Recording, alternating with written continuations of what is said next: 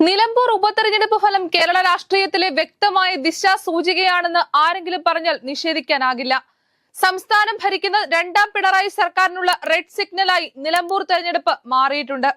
ജാതി മത പരിഗണനകൾക്കപ്പുറം ഭരണവിരുദ്ധ വികാരമാണ് ജനവിധിയിൽ നിഴലിച്ചത്.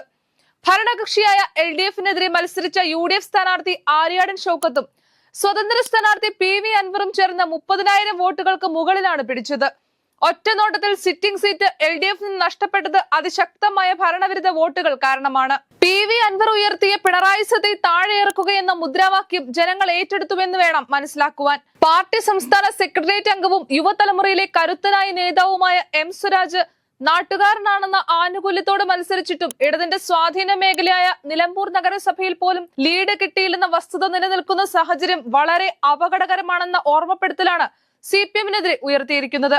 തെരഞ്ഞെടുപ്പിൽ തോൽവിയും വിജയവും ഒക്കെ സർവ്വസാധാരണമാണ്. മത്സരിക്കുന്ന സ്ഥാനാർത്ഥികളിൽ ഒരാൾ മാത്രമേ ജയിക്കുകയുള്ളൂ. എന്നാൽ പരാജയ കാരണങ്ങൾ കണ്ടെത്തുന്നതിനുള്ള സൂക്ഷ്മതയും യാഥാർത്ഥ്യ ബോധവുമാണ് പാർട്ടികളെ നയിക്കേണ്ടത്. നാം എന്തുകൊണ്ട് തോറ്റുവെന്ന ചോദ്യത്തിന് സന്ദേശം സിനിമയിൽ ശങ്കരാടി പറയുന്നത് പോലെയുള്ള കടിച്ചാൽ പൊട്ടാത്ത പ്രത്യയശാസ്ത്ര വിശദീകരണം മാത്രം പോരാതെ വരും. യാഥാർത്ഥ്യത്തിന്റെ മറുകരയിൽ നിന്നുകൊണ്ടാണ് നിർഭാഗ്യവശാൽ ഇടത് നേതാക്കൾ വൻപൻ തോൽവിയെ കാണുന്നതെന്ന് അവരുടെ പ്രതികരണങ്ങൾ തെളിയിക്കുന്നു. നിലമ്പൂർ പരമ്പരാഗതമായി UDF മണ്ഡലമാണെന്നാണ് CPM അഖിലേന്ത്യാ ജനറൽ സെക്രട്ടറി MA ബേബി പറയുന്നത്. കുഞ്ഞാലി എന്ന രക്തസാക്ഷിയായ MLA മറന്നുകൊണ്ടാണ് അദ്ദേഹത്തിന്റെ വിശദീകരണം എന്നത് നാം മറക്കരുത്.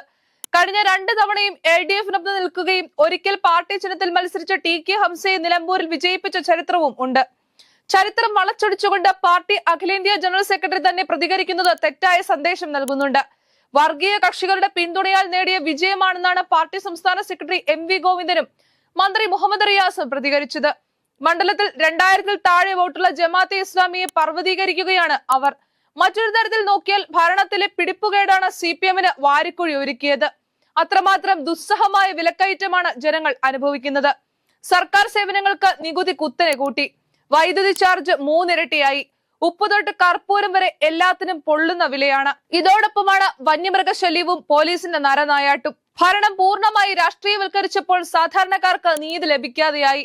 പോലീസിലും സകല വകുപ്പുകളിലും പാർട്ടി സെൽഫ് ഭരണമാണ് നടന്നുവരുന്നതെന്ന തോന്നൽ ജനങ്ങൾക്കുണ്ട്. തുച്ഛമായ വേതനത്തിനായി ആശാപ്രവർത്തകർ നടത്തുന്ന ജീവൻ മരണ പോരാട്ടവും അവരുടെ കണ്ണീരും നിലമ്പൂരിലെ ജനതയ്ക്ക് കണ്ടില്ലെന്ന് നടിക്കാനായില്ല. അതിനൊക്കെ നിലമ്പൂരിലെ ജനത വോട്ടുകൊണ്ട് മറുപടി നൽകി. അതാണ് നിലമ്പൂരിൽ സംഭവിച്ചത്. തോൽക്കാൻ ഒട്ടനവധി കാരണങ്ങൾ സർക്കാരിനെതിരെ ഉണ്ടായിരുന്നു. മണ്ഡലത്തിൽ തമ്പഴിച്ച് പ്രവർത്തിച്ച മുഖ്യമന്ത്രിയെയും 9 മന്ത്രിമാരെയും ജനങ്ങൾ വിശ്വാസത്തിലെടുത്തില്ല.